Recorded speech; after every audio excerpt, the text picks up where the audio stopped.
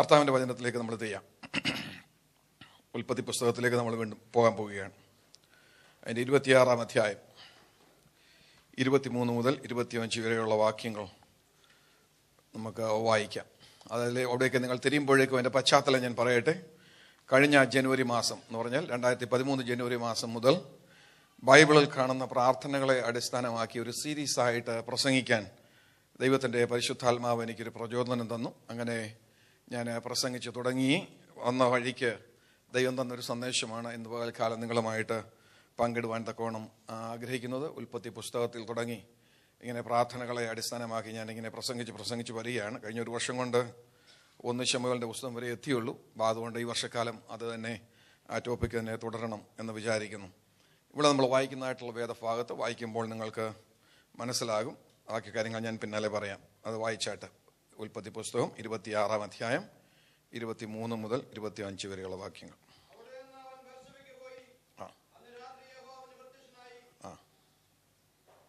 വായിച്ചോ.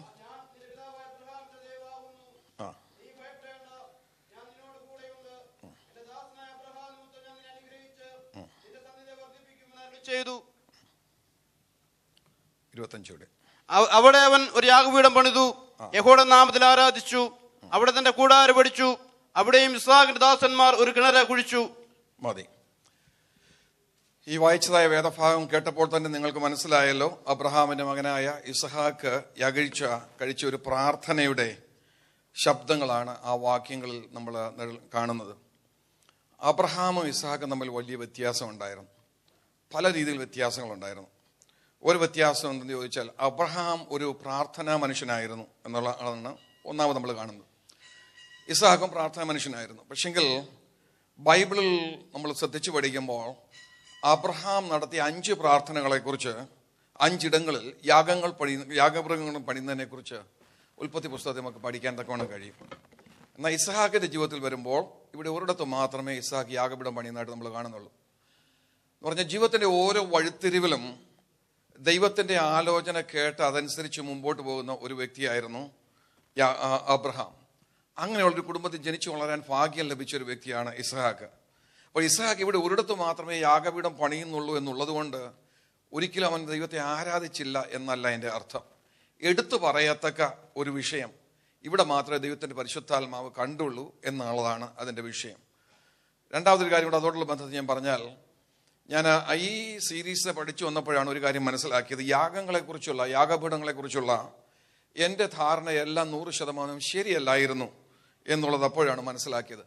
നമ്മൾ യാഗപീഠം എന്ന് കേട്ടാൽ ഉടനെ നമ്മുടെ മനസ്സിൽ ഓടി വരുന്ന ചിത്രം അതേ കിടക്കുന്ന മൃഗവും തോലുരിക്കപ്പെട്ട മൃഗവും നുറുക്കപ്പെട്ട മൃഗവും ഒക്കെയാണ് നമ്മുടെ മനസ്സിൽ ഓടിയെത്തുന്ന ചിത്രം. എന്നാൽ എല്ലാ യാഗപീഠങ്ങളിലും യാഗമൃഗങ്ങളെ യാഗം കഴിച്ചില്ല എന്ന് ഈ ഭാഗങ്ങളെക്കുറിച്ച് ആഴമായിട്ട് പഠിച്ചതായ സമയത്ത് മനസ്സിലാക്കുവാൻ സാധിച്ചു. അവർ യാഗപീഠങ്ങളെ ദൈവത്തിൻ്റെ ആലോചന അറിയാനുള്ള ഒരു മാർഗമായിട്ട് ഉപയോഗിക്കുന്ന ഒരു രീതി ആ കാലങ്ങളിലുണ്ടായിരുന്നു. അങ്ങനെയുള്ള സന്ദർഭങ്ങളിൽ യാഗപീഠങ്ങളിൽ ഇൻസെൻസ് മാത്രമേ ബേൺ ചെയ്യുന്നുള്ളൂ, സുഗന്ധദ്രവ്യങ്ങൾ മാത്രമേ ഇട്ടുള്ളൊരു യാഗമാണ്. അവിടെ നിന്ന് മുന്നിൽ നിന്നിട്ട് പ്രാർത്ഥിക്കുകയാണ്, ദൈവത്തിൻ്റെ ഗൈഡൻസിന് വേണ്ടി പ്രാർത്ഥിക്കുകയാണ്. ആ സമയങ്ങളിൽ ദൈവം ഗൈഡൻസ് കൊടുത്ത് എങ്ങനെയാണ് മുമ്പോട്ട് പോകേണ്ടതെന്ന് അവരെ വെളിപ്പെടുത്തി. പിന്നീടാണ് ഊറീമും തിമ്മൂമിയും ഒക്കെ ഇസ്രായേലിലേക്ക് കടന്നു വന്നത്. അതല്ല എൻ്റെ വിഷയം, എങ്കിൽ തൊട്ട് പറഞ്ഞു പോകട്ടെ.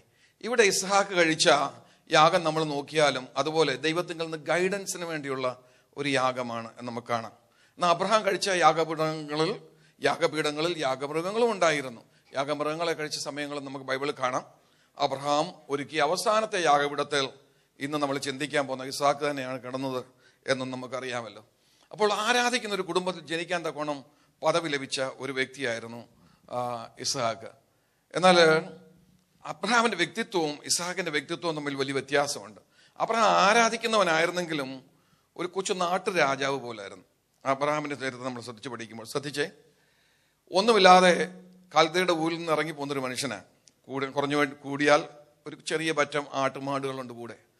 അതുമായിട്ട് ഇറങ്ങിത്തിരിച്ച മനുഷ്യനെ ഞാൻ നിന്നെ അനുഗ്രഹിക്കാമെന്ന് വാക്ക് പറഞ്ഞ ദൈവം അനുഗ്രഹിച്ചു. അനുഗ്രഹിക്കുന്നതിൻ്റെ ലിമിറ്റ് ഉണ്ടോ ഇല്ലയോ എന്നുള്ളതാണ് ഇന്ന് നമ്മൾ ചിന്തിക്കാൻ പോകുന്ന ഒരു വിഷയം. അത് നിങ്ങൾക്ക് ഇഷ്ടമുള്ള വിഷയമാണെന്ന് എനിക്കറിയാം. എൻ്റെ കൂടെ വരണം. അനുഗ്രഹത്തിൻ്റെ ലിമിറ്റ് ഉണ്ടോ? അനുഗ്രഹം എവിടെ വരെ കിട്ടും എന്ന് ആർക്കെങ്കിലും പറയാൻ തക്കവണ്ണം സാധിക്കുമോ? അബ്രഹാമിന്റെ കഥ ഒന്ന് നോക്കിയേ. ഒരു ചെറിയ ആട്ടിൻപറ്റവുമായിട്ട് അല്ലെ കന്നുകാലിക്കൂട്ടവുമായിട്ട് വിശ്വാസ യാത്രയെ ആരംഭിച്ച അബ്രഹാമിന്റെ കഥ നമ്മുടെയൊക്കെ കഥ പോലെ ഒരർത്ഥത്തിൽ ചിന്തിച്ചാൽ. കാരണം പിന്നീട് മുമ്പോട്ട് വന്ന ദൈവനെ അനുഗ്രഹിച്ച് അനുഗ്രഹിച്ച് അനുഗ്രഹിച്ച് അവൻ മഹാനായി തീർന്നു എന്ന ബൈബിളിലൊടത്ത് പറഞ്ഞിട്ടുണ്ട്. അപ്പോൾ മഹാനാകുന്നതിന്റെ പിന്നിൽ അനുഗ്രഹമായിട്ടൊരു ലിങ്ക് കിടപ്പുണ്ടെന്ന് അതൊന്ന് മനസ്സിലാകുന്നു. അത് നിങ്ങൾ ചിന്തിച്ചുകൊണ്ടാൽ മതി. ദൈവം അവനെ മഹാനാക്കി മാറ്റി കഴിഞ്ഞപ്പോൾ അവന് ദൈവം നൽകിയതായ നന്മകളെ പരിരക്ഷിക്കാൻ വേണ്ടി സ്വന്തം വീട്ടിൽ ഒരു മിലിഷ്യയെ വളർത്തിയെടുക്കേണ്ടി വന്നു. എന്ന് പറഞ്ഞാൽ ഒരു പോലീസ് സംഘത്തെ വളർത്തിയെടുക്കേണ്ടി വന്നു അബ്രഹാമിന്. ചിന്തിച്ചു നോക്ക്. തനിക്ക് ലഭിച്ച ദൈവത്തിൽ നിന്നും ലഭിച്ച അനുഗ്രഹങ്ങളെ കാത്തു പരിപാലിക്കാൻ 318 പേരുള്ള ഒരു പോലീസ് സംഘത്തെ വീട്ടിൽ കീപ്പ് ചെയ്ത് മാസം തോറും അവർക്ക് ശമ്പളം കൊടുത്ത് അബ്രഹാം നിർത്തിയിരിക്കുക. ഒരു പ്രാവശ്യം അവർ യുദ്ധത്തിന് പോയുള്ളൂ. എന്നാൽ ഇവരുടെ റെഗുലർ ജോലി യുദ്ധമല്ലായിരുന്നു. റെഗുലർ ജോലി അബ്രഹാമിന് ദൈവം നൽകിയ നന്മകളെ പരിരക്ഷിക്കുക. അപ്പോൾ ഇവന്റെ നന്മയുടെ പരിധി എന്താണെന്ന് ചിന്തിച്ചു നോക്കിയേ. ഇവിടെ നിനക്ക് കിട്ടിയേക്കും നിന്റെ സ്വത്ത് സൂക്ഷിക്കാൻ, സ്വത്തിന് സെക്യൂരിറ്റി ആയിട്ട് നിൽക്കാൻ 318 പേരെ ആവശ്യമുണ്ടെങ്കിൽ നിന്റെ സ്വത്ത് എത്രയുമാണ്? ദൈവം തമ്പുരാന്റെ നന്മകൾ, ദൈവം അനുഗ്രഹിക്കുമെന്ന് പറഞ്ഞ ദൈവത്തെ പലപ്പോഴും നമുക്ക് അറിഞ്ഞുകൂടാ കേട്ടോ. കാരണം നമ്മൾ നമ്മുടേതായിട്ടുള്ള രീതികൾ വെച്ചാണ് ദൈവത്തെ അളക്കുന്നത്. നമ്മൾ പലരും ഒന്നുമില്ലായ്മയിൽ നിന്ന് വന്നവരാ. അപ്പൊ ഒന്നുമില്ലാത്തിടത്ത് അല്പം കിട്ടിക്കഴിയുമ്പോഴുണ്ടോ നമ്മൾ വിചാരിക്കും അനുഗ്രഹിച്ചു ദൈവം എന്നെ. തീർച്ചയായിട്ടും അനുഗ്രഹിച്ചു, അതുകൊണ്ടാണ് വല്ലതും ഇപ്പോൾ ഉള്ളത്. പക്ഷെങ്കിൽ അത്രേ ദൈവത്തിന് അനുഗ്രഹിക്കാൻ കഴിയത്തുള്ളോ എന്നുള്ള ചോദ്യം എപ്പോഴെങ്കിലും മനസ്സിലൂടെ പോയിട്ടുണ്ടോ? അഹങ്കരിക്കാൻ വേണ്ടിയല്ല ഞാൻ ഈ പറയുന്നത്. ഭൗതികമായ നന്മകളെ കൂടുതൽ ഊന്നിക്കൊടുത്തൊരു പ്രോസ്പെരിറ്റി ഗോസ്പൽ പ്രസംഗിക്കുന്ന മനുഷ്യനായതുകൊണ്ടും അല്ല പറയുന്നത്. എന്നാൽ ദൈവത്തെ ഞാൻ പഠിച്ചപ്പോൾ മനസ്സിലാക്കിയ ഒരു കാര്യം എന്തെന്ന് ചോദിച്ചാൽ, ദൈവം അനുഗ്രഹിക്കുന്ന ദൈവത്തിന്റെ അളവിനൊത്തവണ്ണമാണ്. ആമേൻ. ദൈവത്തിന്റെ വചനം നമ്മളെ എന്ത് പഠിപ്പിക്കുന്നു? നാം നനയ്ക്കുന്നതിലും ചിന്തിക്കുന്നതിലും അത്യന്തം പരമായി ാണ് പ്രവർത്തിക്കുന്നത് ദൈവം. അവന്റെ അളവിന്റെ ഒത്തവണ്ണം അനുഗ്രഹിക്കാൻ കഴിവുള്ളവനാ. ഇന്ന് പകൽക്കാലം ഒന്നുമില്ലാത്ത അവസ്ഥയിൽ ഈ ദുബായ് പട്ടണത്തിൽ ഈ മാസത്തെ വാടക കൊടുക്കുക 31 ഈ മാസത്തെ വാടക കൊടുക്കാൻ നിർവാഹമില്ലാത്ത ആരെങ്കിലും ഇന്ന് പകൽക്കാലം എന്നെ കേൾക്കുന്നെങ്കിൽ ഞാൻ ഇന്ന് പകൽക്കാലം നിങ്ങളോട് പറയട്ടെ, അവിടെ നിന്ന് നിങ്ങളെ ഉയർത്തി ഈ ദുബൈയിലെ ഏറ്റവും ധനികനാക്കി മാറ്റുവാൻ ദൈവത്തെ കൊണ്ട് സാധിക്കും. ആമേൻ. ഇല്ലെന്നൊരിക്കലും പറയരുത്. ആകണമെന്ന് ഞാൻ പറയല്ല, അതിനുവേണ്ടി ആർത്തിയോട് ഓടണമെന്നും ഞാൻ പറയല്ല. പക്ഷെ ദൈവം നോക്കിയാൽ അത് സാധിക്കും. അപ്പോൾ അനുഗ്രഹങ്ങൾ, കിട്ടുന്ന അനുഗ്രഹങ്ങളെ സൂക്ഷിക്കണമെന്നൊരു നിർബന്ധമുള്ളവനായിരുന്നു അബ്രഹാം. ആമേൻ. കാരണം ദൈവം നമ്മളെ അനുഗ്രഹിക്കുമ്പോൾ, ദൈവം നമ്മുടെ ജീവിതത്തിൽ നന്മകൾ തരുമ്പോൾ എല്ലാവരും ഒന്നും സന്തോഷിക്കത്തില്ല കേട്ടോ. നിന്റെ വളർച്ചയിൽ എല്ലാവർക്കും സന്തോഷമുള്ളവരല്ല. നിന്നെ വളരുന്നത് കാണുമ്പോൾ എങ്ങനെയെങ്കിലും വലിച്ചു നിന്നെ താഴെ ഇടണം. പ്രത്യേകിച്ച് മലയാളികളുടെ കാര്യം ഞാൻ പറയണ്ടായല്ലോ. എങ്ങനെയെങ്കിലും വളർന്ന ഒരുത്തനെ എങ്ങനെ ഇല്ലാതാക്കാം എന്ന് ചിന്തിക്കാൻ തക്കവണ്ണം തലച്ചോറ് പുകച്ചു നടക്കുന്ന മനുഷ്യരാണ് നമ്മൾ. മറ്റുള്ളവരുടെ വളർച്ചയിൽ നമ്മൾ സന്തോഷിക്കുന്നവരല്ല. എന്നാൽ അബ്രഹാമിന്റെ ജീവിതത്തിൽ ഒരു നിശ്ചയദാർഢ്യം ഉണ്ടായിരുന്നു, ഒരു വാശി ഉണ്ടായിരുന്നു. എന്റെ ദൈവമാണ് എനിക്ക് നന്മകൾ തന്നെങ്കിൽ മറ്റാരും ചോർത്തിയെടുക്കാൻ ഞാൻ സമ്മതിക്കത്തില്ല. അതിനുവേണ്ടി എന്ത് വിലയും കൊടുക്കാൻ ഞാൻ തയ്യാറാണ്. അതുകൊണ്ടാണ് താൻ വീട്ടിൽ ഈ മിലിഷ്യയെ കീപ്പ് ചെയ്തു. അവര് കുറഞ്ഞ പുള്ളികളൊന്നും അല്ല കേട്ടോ. നമ്മൾ വായിക്കുന്നു, ഒരു പ്രാവശ്യം 5 രാജാക്കന്മാർ ഒന്നിച്ച് യുദ്ധത്തിന് പോയവരെ, 5 രാജാക്കന്മാരെ അവരുടെ സൈന്യത്തെ തോൽപ്പിച്ചിട്ട് ലോത്തിനെ അവിടെ നിന്ന് വിടുവിച്ചുകൊണ്ട് വരാൻ ഇവർക്ക് കഴിവുണ്ടെന്ന്. അപ്പൊ എന്ത് വിദഗ്ധന്മാരായിരുന്നു ഇവര്. അത്രയൊരു മനുഷ്യനാണ് അബ്രഹാം. അബ്രഹാമിനോട് ആർക്കും കളിക്കാനൊക്കത്തില്ല, നമ്മുടെ നാടൻ ഭാഷയെ പറഞ്ഞ. എന്നാൽ ഇസ്ഹാക്ക് അങ്ങനെയുള്ള വ്യക്തിയല്ലായിരുന്നു. ഇസ്ഹാക്ക് ബൈബിളിൽ കാണുന്ന ഏറ്റവും ശാന്തനായൊരു വ്യക്തിയാണ്. ശാന്തനായ വ്യക്തിയാണെന്ന് മാത്രമല്ല, ആരെങ്കിലും വഴക്കിടാമെന്ന് അങ്ങ് നടന്നങ്ങ് അകന്നു പോകത്തേ ഉള്ളൂ. ഒന്നും പറയത്തെ മണ്ടാന്നങ്ങ് എഴുന്നേറ്റ് പോകുന്നൊരു പാർട്ടിയായിരുന്നു ഇസ്ഹാക്ക്. ഇപ്പൊ ഈ മോൻ എങ്ങനെ ഇങ്ങനൊരു അല്ല ഈ അപ്പൻ എങ്ങനെ ഇങ്ങനൊരു മോനുണ്ടായത് എന്ന് നിങ്ങൾ ചോദിച്ചാൽ അതിന് ഞാനൊരു മറുപടി പറയാം. അബ്രഹാമിന്റെ വയസ്സാം കാലത്തുണ്ടായ മോനല്ലയോ. പുനാര മോനെ ഓമനിച്ച് സ്പോയിൽഡ് ബ്രാറ്റായിപ്പോയി. ഒന്നാമത്തെ കാര്യം അത്. രണ്ടാമത്തെ കാര്യം എന്താണെന്നറിയാമോ? ഇവന്റെ നേരെ ആരെങ്കിലും ഒന്ന് തുമ്മിയാൽ ചാടി വീഴാൻ 318 പേര് അപ്പുറത്തുണ്ട്. അതുകൊണ്ട് ആയുസിൽ ഇവന് തിരിഞ്ഞൊരു വാക്ക് പറയേണ്ടി വന്നിട്ടില്ല. ഇവന്റെ നേരെ ആരെങ്കിലും നോക്കിപ്പോയാൽ ചാടി വീഴും മറ്റേ പുള്ളികളെല്ലാം കൂടെ. അതുകൊണ്ട് അങ്ങനെ പഠിച്ചു വന്നതുകൊണ്ട് എന്ത് പ്രായമായി കഴിഞ്ഞപ്പോൾ അതൊരു പ്രശ്നമായി. ഇത് പ്രശ്നം വന്നാൽ ഇദ്ദേഹത്തിന് നേരെ നിൽക്കേണ്ടത് എങ്ങനെ നിറഞ്ഞുകൂടാ. തിരിച്ചു വാക്ക് പറയേണ്ടത് എങ്ങനെയാണെന്ന് പറഞ്ഞു നടന്നങ്ങ് അകന്നു പോകത്തേ ഉള്ളൂ. അങ്ങനെയുള്ള അനേക വ്യത്യാസങ്ങൾ നമുക്ക് അബ്രഹാം ഇസ്ഹാക്കുമായിട്ട് കാണുവാൻ തക്കവണ്ണം കഴിയും. എങ്കിലും നമ്മുടെ അബ്രഹാമിന് പഠിച്ച നല്ല പാഠങ്ങളിലൂടെ ഞാൻ പറഞ്ഞിട്ട് വരാം. ഒന്നാമതായിട്ട് നമ്മൾ കാണുന്നത് ഇസ്ഹാക്ക് ഒരു ആരാധകനായിരുന്നു എന്നുള്ളതാണ്. ആ ആരാധന പഠിച്ചത് എവിടെ നിന്നാണെന്നറിയോ? തൻ്റെ അപ്പൻ്റെ വീട്ടിൽ നിന്നാണ് ആരാധന പഠിച്ചത്.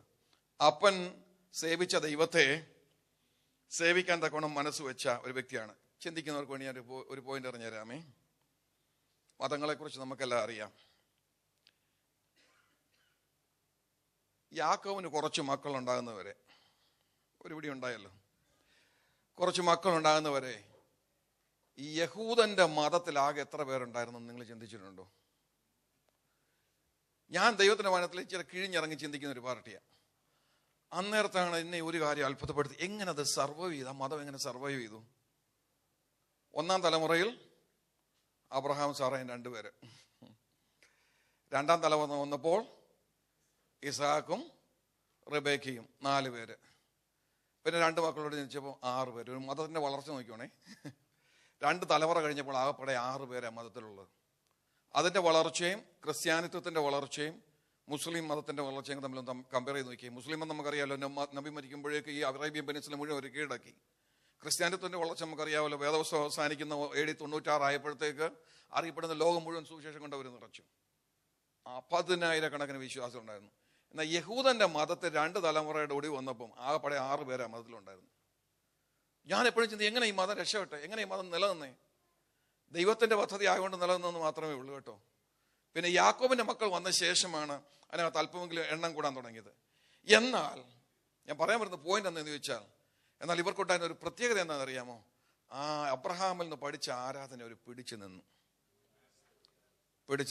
ആമേൻ. എനിക്ക് നിങ്ങളുടെ ഭാഷ അല്പസമയം തന്നിട്ടുണ്ട്, അതുകൊണ്ട് ഞാൻ വളരെ വേഗത്തിൽ പറയാവുന്നിടത്തോളം കാര്യങ്ങൾ ഇതിനകത്തൊന്ന് കാണിച്ചിട്ട് ഞാൻ നിർത്താമേ. പിടിച്ചു നിന്നു. എന്നെ ഏറ്റവും ചിന്തിപ്പിച്ച വേറൊരു വിഷയം ഞാൻ പറയാം.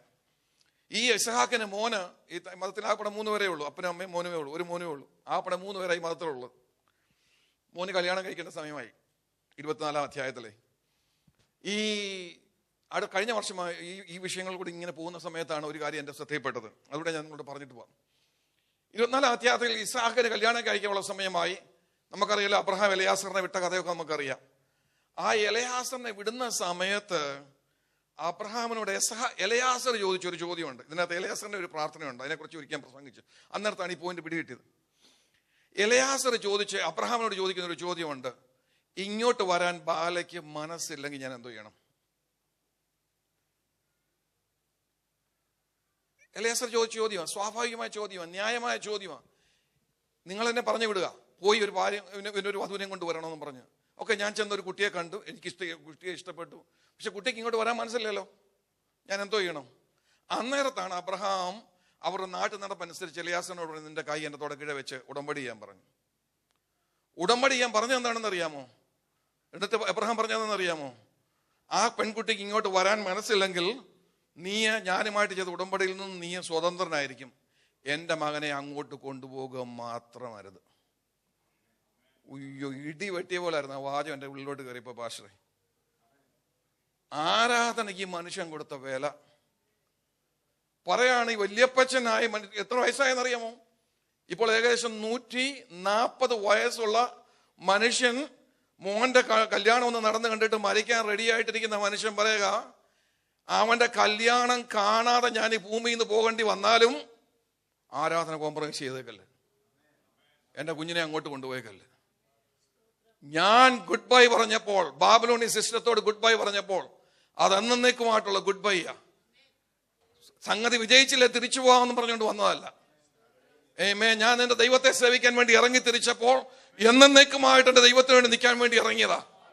കാര്യം അനുകൂലമായിരിക്കുമ്പോൾ ദൈവത്തെ സേവിക്കുകയും കാര്യം പ്രതികൂലമാകുമ്പോൾ തിരിച്ചു പോവുകയും ചെയ്യാൻ വന്നവനല്ല ഞാൻ. അതിനുവേണ്ടി എന്ത് വില കൊടുക്കണമെങ്കിലും കൊടുക്കാൻ ഞാൻ തയ്യാറാ. അടുത്തൊരു തലമുറയെ കാണാതെ ഈ ഭൂമിയിൽ നിന്ന് പോകേണ്ടി വന്നാൽ അതിനും ഞാൻ തയ്യാറാ. പക്ഷെ എന്നാലും എന്റെ വിശ്വാസത്തെ എനിക്ക് ഉറച്ചു നിൽക്കണം. അതെന്റെ ഹൃദയത്തിൽ ഇടിവാള് പോലെ ഉണ്ടായൊരു സന്ദർഭമാണ്, ഒരു വാക്യമാണ്. കാരണം പലപ്പോഴും ആ അബ്രഹാമിനുണ്ടായിരുന്ന അത്രയും കൺവിക്ഷൻ നമുക്കുണ്ടോ എന്ന് എനിക്ക് സംശയമാണ്. എന്നാൽ അതിങ്ങനെ അബ്രഹാം ദൈവത്തെ ആരാധിച്ചുകൊണ്ടുള്ള ഗുണം ഞാൻ പറയാം. ഇസ്ഹാക്കും ആ ആരാധന പിന്തുടരുവാൻ തക്കോണം ഇടയായിട്ട് തീർന്നു. രണ്ടാമത്, അബ്രഹാം പഠിച്ച പാഠം പ്രാർത്ഥനാ ജീവിതമാണ്. പ്രാർത്ഥനാ ജീവിതം. ഉൽപ്പത്തി പുസ്തകം 25 അധ്യായത്തിൽ നമ്മൾ വരുമ്പോൾ അതിന്റെ 20-ാമത്തെ വാക്യത്തിൽ ദൈവത്തിന്റെ വചനം നമ്മളോട് പറയുന്നു, ഇസ്ഹാക്കിന് 40 വയസ്സുള്ളപ്പോഴാണ് ഇസ്ഹാക്കിന്റെ വിവാഹം നടന്നതെന്ന്. അതിന്റെ 26-ാമത്തെ വാക്യത്തിൽ നമ്മൾ വരുമ്പോൾ അവിടെ എഴുതിയിട്ടുണ്ട്, ഏശാവും യാക്കോബും ഇസ്ഹാക്കിന് ജനിച്ചപ്പോൾ ഇസ്ഹാക്കിന് 60 വയസ്സായിരുന്നു എന്ന് പറഞ്ഞാൽ 20 വർഷക്കാലം പ്രാർത്ഥിച്ചു കുഞ്ഞുങ്ങളെ കാണാൻ വേണ്ടി. 20 വർഷക്കാലം പ്രാർത്ഥിച്ചു. 20 വർഷക്കാലം പ്രാർത്ഥിച്ചു എന്നുള്ളതിനെക്കാട്ടിൽ കൂടുതൽ എന്നെ ചിന്തിപ്പിച്ചത്, ഗിവ് അപ്പ് ചെയ്യാതെ, പ്രാർത്ഥന നിർത്താതെ 20 വർഷം തുടരാൻ എവിടെ നിന്ന് പ്രാഗൽഭ്യം കിട്ടി എന്നുള്ളതാണ് എന്നെ ചിന്തിപ്പിച്ചതായിട്ടുള്ള വിഷയം. അതിന് ഇസ്ഹാക്ക് നമ്മൾക്ക് വരാൻ പോകുന്ന മറുപടി എന്താണെന്ന് അറിയാമോ? ഇസ്ഹാക്ക് പറയും, ഞാനൊരു പ്രാർത്ഥനയുടെ മറുപടിയാ, ഞാനൊരു പ്രാർത്ഥിക്കുന്ന വീട്ടിൽ ജനിച്ചതാ. ആമേൻ. എൻ്റെ അപ്പനും അമ്മയും 25 വർഷം കാത്തിരുന്ന ശേഷമാണ് എന്നെ കണ്ടത്. എൻ്റെ അപ്പനും അമ്മയാണെങ്കിൽ പ്രായം ഒത്തിരിയുള്ളവരായിരുന്നു, ഞാനൊന്നുമല്ല, ചെറുപ്പക്കാരനാണല്ലോ. അവർക്ക് ദൈവത്തിന്റെ മറുപടിക്ക് വേണ്ടി കാത്തിരിക്കാമെങ്കിൽ എനിക്ക് കാത്തിരുന്നുകൂടെ? അതുകൊണ്ട് നിർത്താതെ 20 വർഷക്കാലം പ്രാർത്ഥിച്ചു.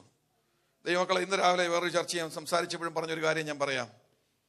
പ്രാർത്ഥനയ്ക്ക് മറുപടി നമുക്കെല്ലാം ആവശ്യമാണ്. പക്ഷെങ്കിൽ ഞാൻ ഈ ദൈവത്തെ സേവിക്കാൻ ഇറങ്ങിയ ശേഷം പഠിച്ച ഒരു പാഠം നിങ്ങളോട് പറയാം. നമ്മൾ പ്രാർത്ഥിക്കാൻ തുടങ്ങുമ്പോൾ എപ്പോഴാണ് ദൈവം കേൾക്കുന്നത്? ചില വിഷയങ്ങൾക്ക് ഒരു പ്രാവശ്യം പ്രാർത്ഥിക്കും മറുപടി കിട്ടും, ചില വിഷയങ്ങൾക്ക് വർഷങ്ങൾ പ്രാർത്ഥിച്ചു കഴിഞ്ഞാൽ മറുപടി കിട്ടത്തുള്ളൂ. അത് നമ്മളെ ചിലപ്പോൾ ആശയത്തെ കുഴപ്പത്തിലാക്കുന്നൊരു വിഷയമാണ്. എന്തുകൊണ്ടാണ്? കഴിഞ്ഞ പ്രാവശ്യം ഒരു പ്രാവശ്യം പ്രാർത്ഥിച്ചു മറുപടി കിട്ടി, ഇപ്പം ഞാൻ 100 പ്രാവശ്യം പ്രാർത്ഥിച്ചിട്ട് മറുപടി കിട്ടുന്നില്ല. അതിൻ്റെ എന്നെ ദൈവം പഠിപ്പിച്ച പാഠം ഞാൻ പറയാം. ഞാൻ ദൈവത്തോട് ചോദിച്ചു, ദൈവം എന്നോട് പറഞ്ഞ ഇതാണ്, നമ്മുടെ ഒന്നാമത് പ്രാർത്ഥിക്കുമ്പോഴേ ദൈവം പ്രാർത്ഥന കേൾക്കും.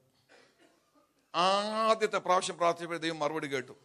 എന്നിട്ട് ആ പ്രാർത്ഥന കേട്ടിട്ടുണ്ടല്ലോ, ആ പ്രാർത്ഥന വിഷയത്തിന്റെ അപ്പുറത്ത് ദൈവം ഒരു ഡേറ്റ് കുറിച്ചിടും. ആ ഡേറ്റ് എന്താണെന്നറിയാമോ? എന്നാ ദൈവം മറുപടി തരാൻ പോകുന്നുള്ള ഡേറ്റാ. നമ്മുടെ പ്രോബ്ലം എന്താണെന്നറിയാമോ? ആ ഡേറ്റ് നമുക്ക് കാണത്തില്ല. ദൈവത്തിന് ആ ഡേറ്റ് കാണാം, നമുക്ക് ആ ഡേറ്റ് കാണത്തില്ല. ഇന്ന് ജനുവരി 31. നിങ്ങളിപ്പോൾ ഒരു വിഷയത്തിന് വേണ്ടി പ്രാർത്ഥിച്ചുകൊണ്ടിരിക്കുക. ദൈവം എഴുതി വെച്ചേക്കുന്ന ഡേറ്റ് സെപ്റ്റംബർ 30 ഇരിക്കട്ടെ. സെപ്റ്റംബർ 30 ഇന്ന് പകൽക്കാലം ഇവിടെ ഉച്ചയും കുത്തി നിന്നുകൊണ്ട് നിങ്ങൾ പ്രാർത്ഥിച്ചാൽ ഇന്ന് മറുപടി വരത്തില്ല. ഇന്ന് മുതൽ ഫെബ്രുവരി മാസം മുഴുവൻ ഉപവസിക്കാൻ നിങ്ങൾ തീരുമാനിച്ചാൽ മറുപടി വരത്തില്ല. സെപ്റ്റംബർ 30 വരത്തുള്ളൂ. ഹലോ, ദൈവം ഇറങ്ങി നിങ്ങളോടെന്താ പറയുന്നത് അറിയാമോ? കുഞ്ഞേ, calm down, cool down, I heard your prayer. എനിക്കറിയാം, ഞാൻ പ്രാർത്ഥനയ്ക്ക് മറുപടി തരുന്നവനാ, തരാൻ മനസ്സുള്ളവനാ. പക്ഷെ നീ എന്ത് ചെയ്യണം? എന്റെ സമയത്തിന് വേണ്ടി കാത്തിരിക്കണം. ദൈവത്തിന്റെ സമയത്തിന് വേണ്ടി കാത്തിരിക്കുക എന്ന് പറഞ്ഞാൽ ഇച്ചിരി പ്രയാസമാണ്. നമ്മളെല്ലാം ഭയങ്കര ധൃതിയല്ലേ, ബിസി ആളുകളാണ്. ഈ മറുപടി കിട്ടിയിട്ട് വേണം അടുത്ത വിഷയത്തെ കയറാൻ.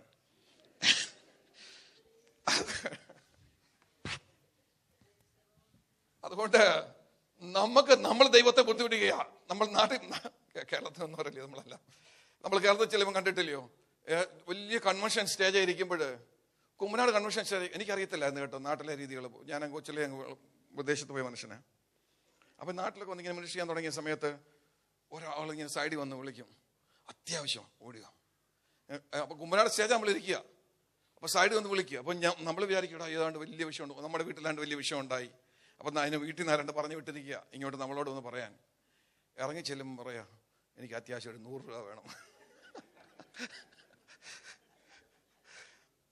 ചോദിക്കാം, ഇതിനാണോ നീ എന്നെ സ്റ്റേജ് എന്ന് വിളിച്ചിറക്കിക്കൊണ്ടുവന്ന്? നിനക്ക് 100 രൂപ? ആ പിന്നെ ഞാൻ പറയാം, യോഗം കഴിയുന്നവരെ നിനക്ക് വെയിറ്റ് ചെയ്യാൻ വയ്യായിരുന്നു. അവിടെ പറയുന്നത് അറിയോ, ഞാൻ ബിസിയാന്ന്. യോഗം കഴിയുന്നവരെ പൈസ ചോദിക്കാൻ നിൽക്കാൻ എനിക്ക് സമയമില്ല. അവൻ ഇപ്പം പൈസ ചോദിക്കുക, ഇപ്പം തന്നേച്ച് പാസ്റ്റർ പോയി, ഇപ്പം തന്നേച്ച് പാസ്റ്റർ പോയിരുന്നു. ഇതാ പറയുന്നത്. അപ്പൊ നമ്മുടെ കൾച്ചർ അങ്ങനത്തെ ധൃതിയ, നമുക്കെല്ലാത്തിനും ധൃതിയ, വെപ്രാളമാണ്. ദൈവം നമ്മളെ എന്ത് ചെയ്യുന്നറിയാമോ? ഒരു പാഠം അങ്ങ് പഠിപ്പിക്കും. ഇരിക്കവിടെ കുറച്ചു നേരം, ഇരിക്കവിടെ കുറച്ചു നേരം, വിശ്വസിക്കാൻ പഠിക്കുക, വിശ്വസിച്ചുകൊണ്ട് എൻ്റെ കൂടെ നടക്കാൻ പഠിക്കുക. എൻ്റെ സമയമാകുമ്പോൾ നീ എൻ്റെ മഹത്വം കാണും.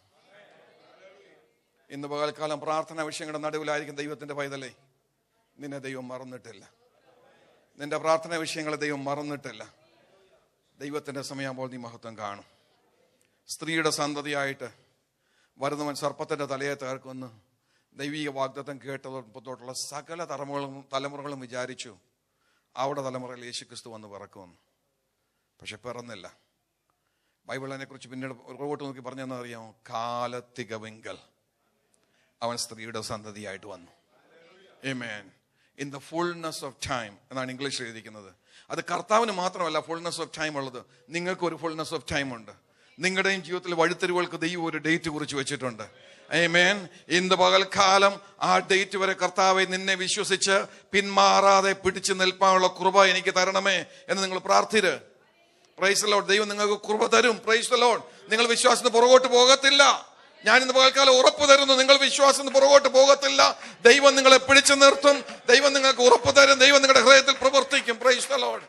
ദൈവത്തിന്റെ മഹത്വം നിങ്ങൾ കാണുവാൻ തക്കോണം ഇടയായിട്ട് തീരും. Praise the Lord. ആമേൻ. അപ്പോൾ അബ്രഹാം ഇസ്ഹാക്കിനോട് ചോദിച്ച ഇസ്ഹാക്ക് എന്ന് പറയുന്നത് അറിയാമോ?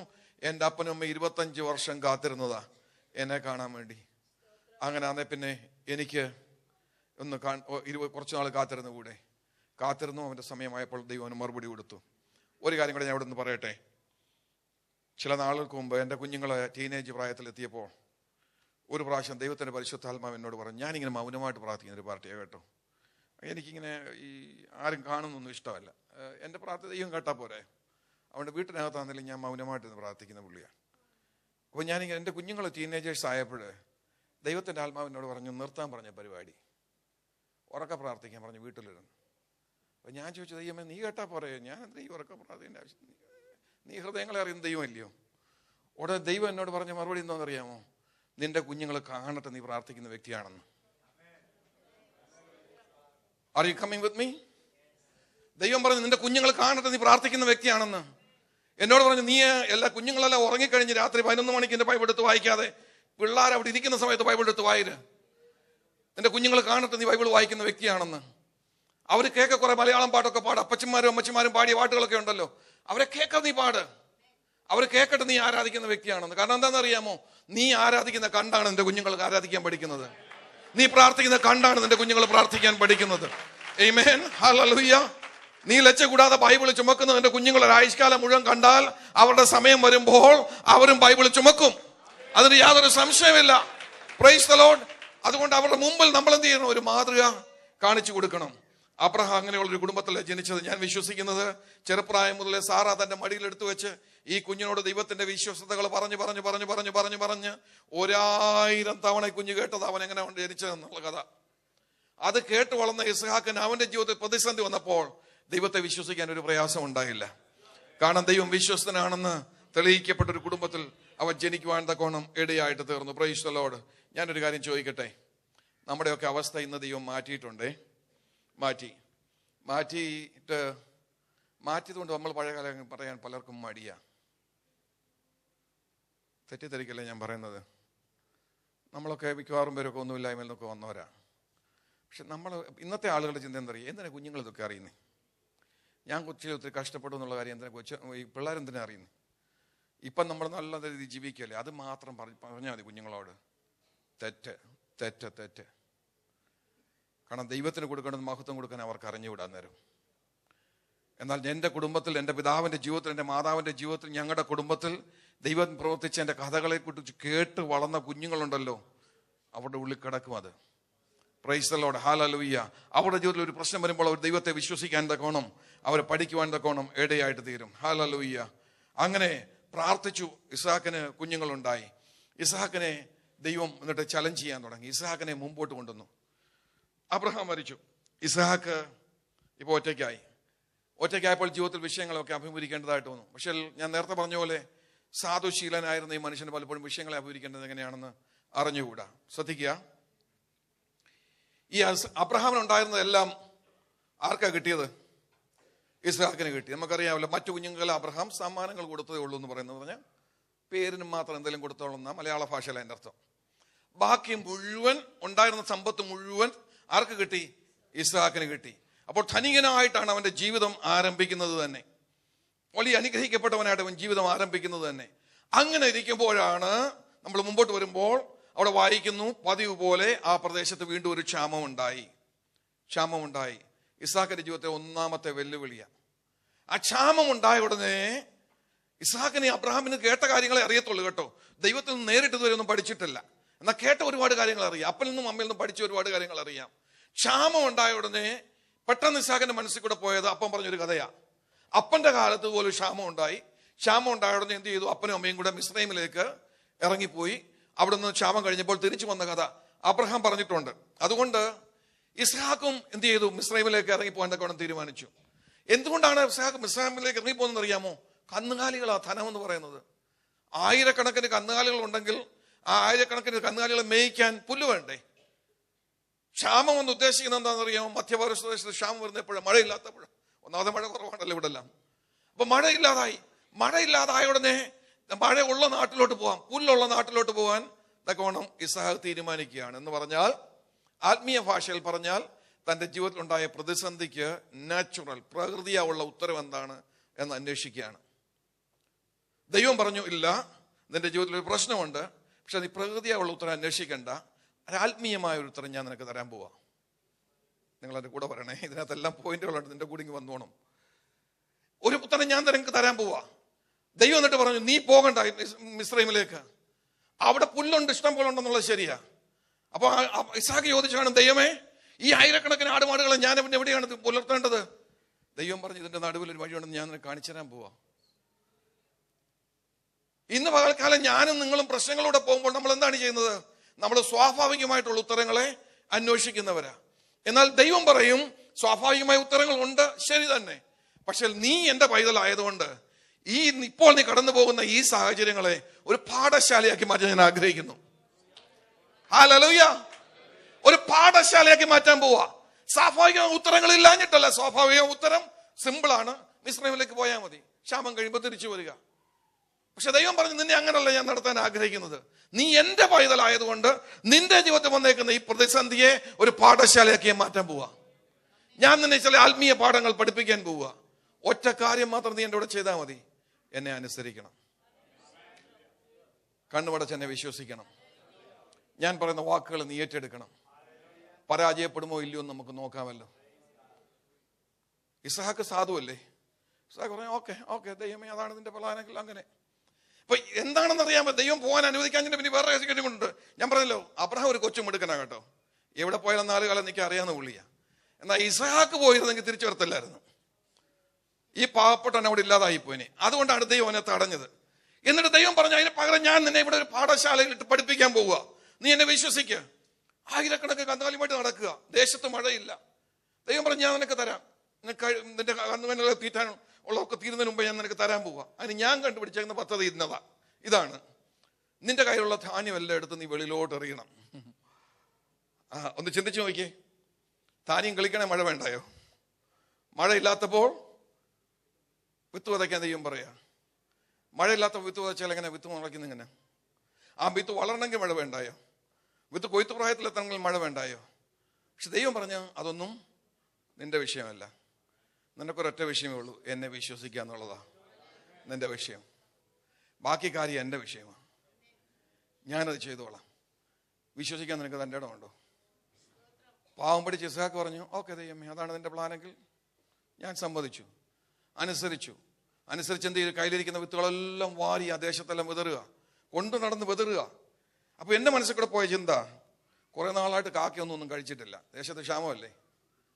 അപ്പൊ ഈ ഇസ്ഹാക്ക് ഇങ്ങനെ വെത്ത് കയറുമ്പോൾ കണ്ടിട്ടില്ലേ, പാശ്ചാത്യ നാട്ടിലൊക്കെ കണ്ടില്ലേ, വല്യമ്മമാരെന്ന് ഇങ്ങനെ പ്രാക്കൾക്ക് അപ്പം എറിഞ്ഞു കൊടുക്കുന്ന കണ്ടിട്ടില്ലേ, റൊട്ടി നുറുക്കിട്ട് കൊടുക്കുന്ന കണ്ടിട്ടില്ലേ. അപ്പൊ ഈ കാക്കൾ വിചാരിച്ച് ഇതുപോലെ നല്ല മനുഷ്യനില്ല, ഈ ക്ഷാമകാലത്ത് ഞങ്ങൾക്ക് വേണ്ടത് ഗ്രെയിൻ എല്ലാം ഇട്ട് തരിക എന്ന് വിചാരിച്ച് ഈ കാക്കകളെല്ലാം വന്നതെല്ലാം കുത്തിക്കൊണ്ട് പോകത്തില്ലയോ? അതാണ് എൻ്റെ മനസ്സിൽ കൂടെ പോയ ചിന്ത. പക്ഷെ ദൈവം പറഞ്ഞു, കാക്കകളെ സൃഷ്ടിച്ചത് ആരാ? ഹലോ, കാക്കകളെ സൃഷ്ടിച്ചത് ആരാ? കാക്കകളെ നിയന്ത്രിക്കുന്നത് ആരാ? എവിടെ പറക്കണമെന്ന് തീരുമാനിക്കുന്നത് ആരാ? എന്ത് കൊത്തി തിന്നണ്ടെന്ന് തീരുമാനിക്കുന്നത് ആരാ? എന്റെ നിയന്ത്രണത്തിലുള്ള എന്റെ ജീവികളാ, എന്റെ സൃഷ്ടിയാത്. അതുകൊണ്ട് ഇന്ന് പകൽക്കാലം വിശ്വസിക്കാൻ തക്കവണ്ണം നീ മനസ്സ് വെച്ചാൽ, നിന്റെ ജീവിതത്തിൽ അസാധ്യമെന്ന് തോന്നുന്ന മനുഷ്യബുദ്ധി കൊണ്ട് തോന്നിക്കുമ്പോൾ അസാധ്യമെന്ന് തോന്നുന്ന കാര്യങ്ങളുടെ നടുവിൽ ദൈവം ഇറങ്ങി വന്ന് പ്രവർത്തിച്ച് അതിശയകരമായിട്ട് എനിക്ക് നിങ്ങൾക്കും വേണ്ടി വഴികളെ തുറക്കാൻ തോന്നുന്നു. ഹല്ലേലൂയ! ശ്രദ്ധിക്കണേ, ഇസ്ഹാക്ക് ദൈവത്തെ വിശ്വസിച്ചിട്ട് ഗ്രെയിൻ എല്ലാം വാരി വിതറി കഴിഞ്ഞപ്പോൾ നമുക്ക് വാക്യം നിങ്ങൾക്ക് അറിയാമല്ലോ. അവിടെ എഴുതിക്കുന്ന എന്താണ്? ഇസ്ഹാക്ക് ആ വർഷം 100% കൊയ്ത്ത് നേടിയെന്ന. 100% കൊയ്ത്ത്. നമുക്കറിയാമല്ലോ ബൈബിളിൽ തന്നെ കണക്ക് എങ്ങനെയാ, 30, 60, 100 എന്ന് പറഞ്ഞാൽ സാധാരണ 30 പ്രതീക്ഷിച്ചാൽ മതി. കുറെ കൂടെ നല്ല കാലാവസ്ഥയാണെങ്കിൽ 60. ഏറ്റവും ബമ്പർ ക്രോപ്പാണ് 100 എന്ന് പറയുന്നത്. അപ്പൊ ലഭിക്കാവുന്ന ഏറ്റവും വലിയ വിളവാ. ഇന്ന് പകൽക്കാലം ദൈവം എന്നെയും നിങ്ങളെയും ചലഞ്ച് ചെയ്തിട്ട് ദൈവം ചിലപ്പോൾ നമ്മളോട് പറയും, take A step of faith.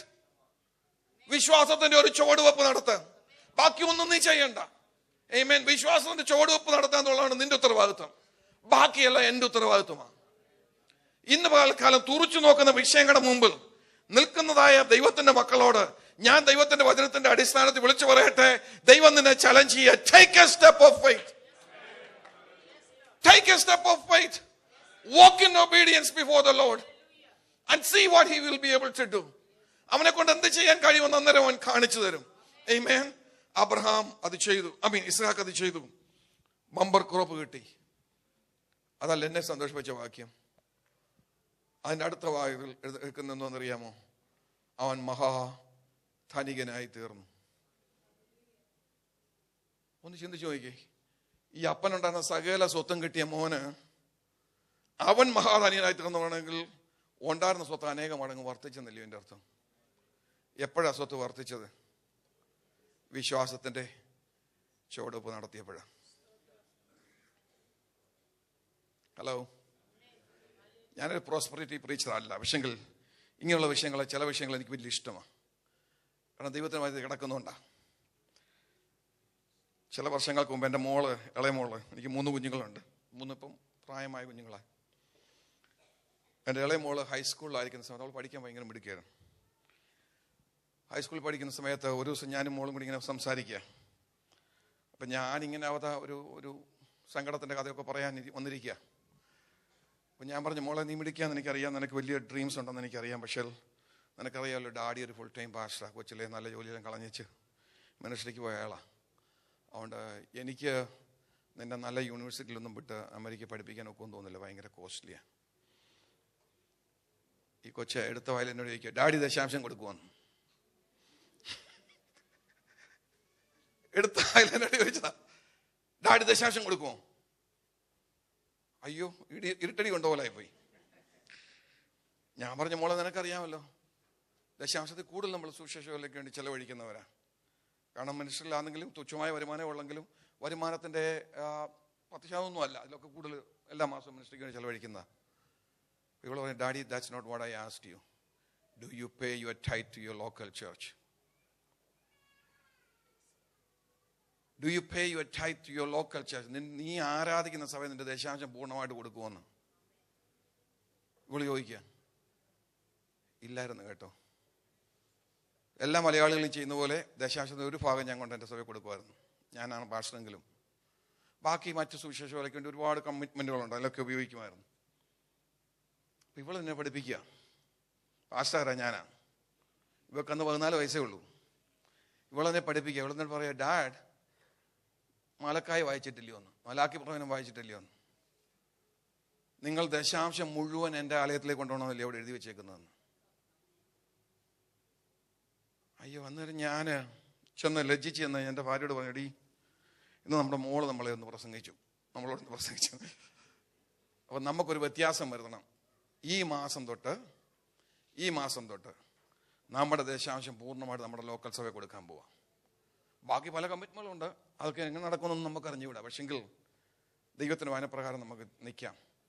എന്നിട്ട് ഇവളെന്നോട് പറയാം, ഡാഡ് ഒന്ന് കൊടുത്തു നോക്കിയേ, എൻ്റെ കാര്യം വരുമ്പോൾ ദൈവം നടത്തുമെന്ന് നമുക്ക് കാണാമെന്ന്. 14 വയസ്സുള്ള പെങ്കൊച്ചു എന്നോട് പറയാ, നിങ്ങൾക്ക് കേൾക്കണോ? കൊടുത്തു. പിന്നെ ഞാൻ അന്വേഷിച്ചപ്പോൾ ഞാൻ ചോദിച്ചു, നീ കൊടുക്കുമോ, ദശാംശം കൊടുക്കുമോ? അന്നേരം പറഞ്ഞു, dad only time I get money is on my birthday. People give me some money. ചർച്ചിലെ പാസ്റ്ററുടെ മോളല്ലേ, അപ്പോൾ എല്ലാവരും എന്തെങ്കിലും അവിടെ വെച്ച് കൊടുക്കുമായിരുന്നു. എക്സാക്ട് ദശാംശം അതിൻ്റെ കൊണ്ട് അവൾ ചർച്ചയ്ക്ക് കൊടുക്കുമായിരുന്നു. I didn't know that. She started doing that when she was 8 years old. 8ാമത്തെ വയസ്സ് ദശാംശം കൊടുക്കാൻ തുടങ്ങിയവൾ. എന്നിട്ട് നിങ്ങൾക്ക് കേൾക്കണോ, ഹൈസ്കൂളിൽ നമ്മൾ നല്ല മാർക്കോടുകൂടെ പാസ്സായി ഡയറക്റ്റ് ഒരു മെഡിക്കൽ പ്രോഗ്രാമിൽ അവൾക്ക് അഡ്മിഷൻ കിട്ടി. അവൾ പഠിച്ച് ഇപ്പോൾ ഡോക്ടറായിട്ട് വെളി വന്നു കഴിഞ്ഞു. ഇപ്പോൾ റെസിഡൻസ് ചെയ്തുകൊണ്ടിരിക്കുക. എൻ്റെ കയ്യിൽ നിന്ന് ഒറ്റ പൈസ മുടക്കേണ്ടി വന്നില്ല.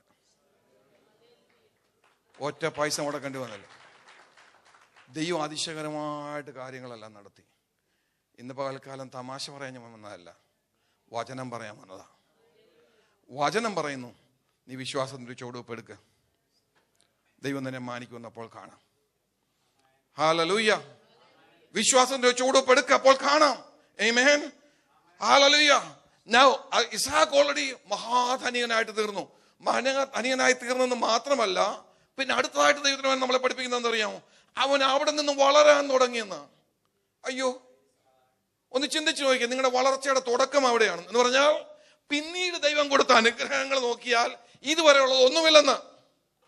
2014 ജനുവരി മാസത്തിന് ഒടുവിലെ ദിവസമാണല്ലോ ഞാൻ നിങ്ങളോട് ദൈവത്തിന് വന്ന് സംസാരിക്കുന്നത്. ഒന്ന് ചിന്തിച്ചു നോക്കി, ഇത്രയും നാളും ദൈവം നിങ്ങൾക്ക് തന്ന അനുഗ്രഹങ്ങൾ എല്ലാം നോക്കി നിങ്ങൾ സന്തോഷത്തോടെ ഇരിക്കുകയായിരിക്കും. എന്നാൽ ഇന്ന് പകൽക്കാലം ദൈവം നിങ്ങളോട് പറയുക, ഇനി ഞാൻ നിങ്ങൾക്ക് തരാനിരിക്കുന്ന അനുഗ്രഹങ്ങൾ നോക്കിയാൽ ഇതുവരെ കിട്ടിയ, ഈ ദിവസം വരെ കിട്ടിയത് ഒന്നുമില്ല എന്ന് പറഞ്ഞാൽ എത്രയുമായിരിക്കും അനുഗ്രഹം. ഞാനും നിങ്ങളും സേവിക്കുന്ന ദൈവം വലിയവനായ ദൈവമാണ് കേട്ടോ. അതിരുകളില്ലാതെ അനുഗ്രഹിപ്പാൻ കഴിവുള്ള ദൈവമാണ്. നമ്മളൊന്നും കണ്ടിട്ടില്ല ഇതുവരെ. Price the Lord. ഹല്ലേലൂയ. ദൈവത്തിന് അവനെ പറയാണ്, അവനവിടെ വളരാൻ തുടങ്ങിയെന്ന്. He started to increase the English എഴുതി വെച്ചേക്കുന്നു. വർദ്ധിക്കാൻ തുടങ്ങിയപ്പോഴേ ആയിരക്കണക്കിന് ആടുമാടുകളുണ്ട്. ഇപ്പം മഹാധനിയനായെന്ന് പറഞ്ഞപ്പോൾ ആടുമാടുകൾ 10,000 അപ്പൊ പറയാ, ഇത് സ്റ്റാർട്ടിംഗ് പോയിന്റ് ആയിരുന്നു. Think along with me. How great is the God you serve. ഇന്ന് പകൽക്കാലം ദൈവത്തെ പൂർണ്ണമായിട്ട് കടന്ന് വിശ്വസിപ്പാൻ കൊണ്ട് നിങ്ങളെ കൊണ്ട് കഴിയുമോ? വളരെ വേഗത്തിൽ മുമ്പോട്ട് പോയിട്ട് ഞാൻ നിർത്താമേ. അടുത്തായിട്ട് നമ്മൾ കാണുന്നത് എന്താ അറിയാമോ? ഇസ്ഹാക്കിനെ ഇങ്ങനെ ദൈവം വളർത്താൻ തുടങ്ങിയപ്പോഴേ എല്ലാവർക്കും ഒന്നും ഇഷ്ടപ്പെടത്തില്ല.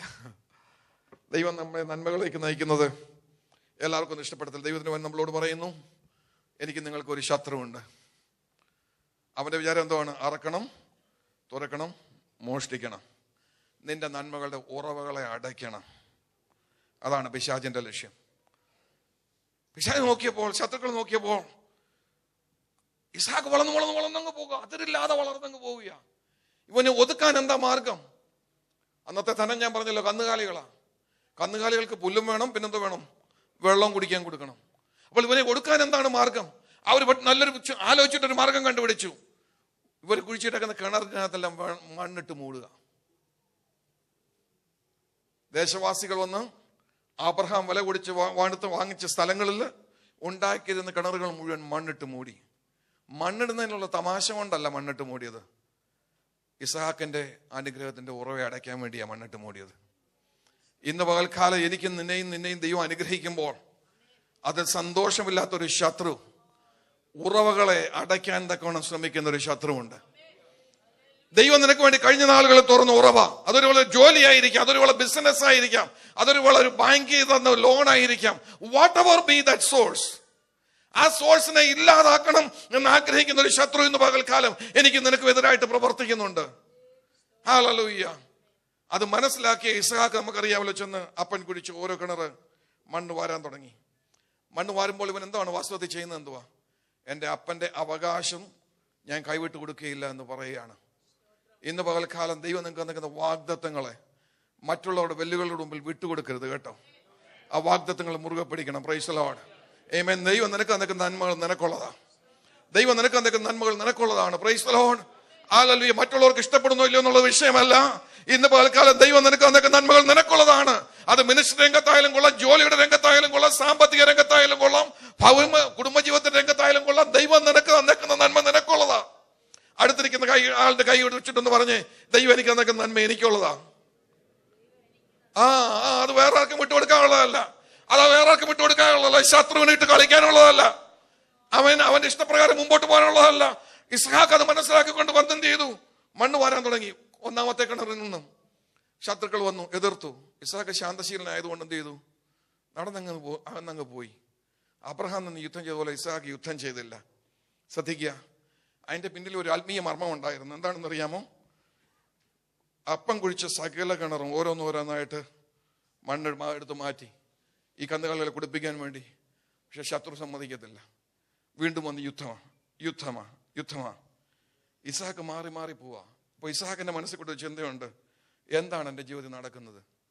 ഇതെല്ലാം എൻ്റെ നന്മകളാണല്ലോ. ഇതെനിക്ക് അനുഭവിക്കാൻ ഒക്കുന്നില്ലല്ലോ, ഇതെല്ലാം അപ്പൻ എനിക്ക് വേണ്ടി കരുതി വെച്ചേച്ച് പോയതാണല്ലോ എന്നുള്ളൊരു ചിന്തയുണ്ട്. എന്നാൽ ഇപ്പോഴാണ് ഈ യുദ്ധം നിന്നെന്നറിയാമോ? ആ കിണറുകളുടെ എല്ലാം ഇപ്പുറത്ത് വന്നിട്ട് ഇസാക്ക് ഒരു കിണർ കുഴിച്ചപ്പോഴാണ്.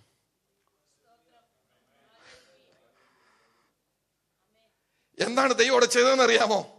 നിന്റെ അപ്പന്റെ നന്മകളിൽ നിന്ന് ഒരുപാട് നിനക്ക് കിട്ടിയതാ. പക്ഷെ എന്റെ ലക്ഷ്യം ഇസ്ഹാക്കെ നിന്നെ നിന്റെ അപ്പന്റെ കഥയും പറഞ്ഞുകൊണ്ടിരുത്താനല്ല, നിന്റേതായിട്ടുള്ള നന്മകളിലേക്ക് നിന്നെ നയിക്കാനാ. നിന്റേതായിട്ടുള്ള ആത്മീയ അനുഭവങ്ങളിലേക്ക് നിന്നെ നയിക്കാൻ ഞാൻ ആഗ്രഹിക്കുന്നു. അവസാനം ഇസ്ഹാക്ക് വന്ന് ഒരു കുഴി കുഴിച്ചു. നമുക്കറിയാം, കുഴി കുഴിച്ചെടുത്ത് അവിടെ യുദ്ധം ഉണ്ടായില്ല. അവൻ അവിടെ നിന്ന് വെള്ളം കുരി തന്റെ ആടുവാൾ കൊടുക്കാൻ തുടങ്ങി. എന്നിട്ട് അന്ന് അവിടെ ഇസ്ഹാക്ക് പറഞ്ഞൊരു വാചകത്തിൽ പറഞ്ഞിട്ട് ഞാൻ നിർത്താൻ പോവാണ്. എന്താണ് പറയുന്നത്? യഹോവ എനിക്ക് ഇടമുണ്ടാക്കി തന്നു.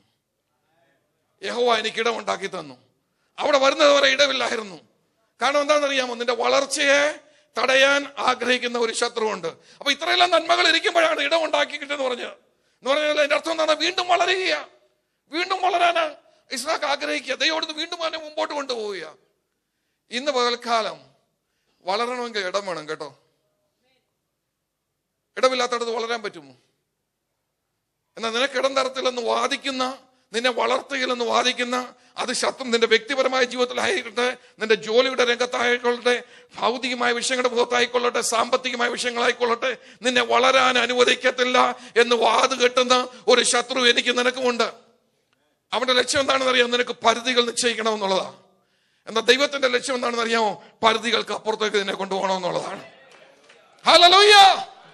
ഇന്ന് പകൽക്കാലം ശത്രു ഇട്ടിരിക്കുന്ന പരിധികൾക്കുള്ളിൽ ഒതുങ്ങി നിൽക്കാൻ മനസ്സ് വെച്ചു കൊടുക്കാതെ നീങ്ങിപ്പോ, നീങ്ങിപ്പോ, നീങ്ങിപ്പോ. God is able to give you room. നിന്നെ വളർത്താൻ ഇടം തരാൻ ദൈവത്തെ കൊണ്ട് കഴിയും. അവൻ വഴികളില്ലാത്തത് വഴികളെ തുറക്കുന്നവനാ. അവൻ നിനക്ക് വേണ്ടി ഇറങ്ങി വന്ന് പ്രവർത്തിക്കുന്നവനാണ്. Praise the Lord. അതിരില്ലാതെ വളർത്തുന്ന ദൈവം. എത്രത്തോളം വരാൻ നിങ്ങൾക്ക് ജീവിതത്തിൽ ആഗ്രഹമുണ്ട്? ദൈവസ്ഥലം എഴുന്നേറ്റ് നാട്ടിൻ്റെ കൂടെ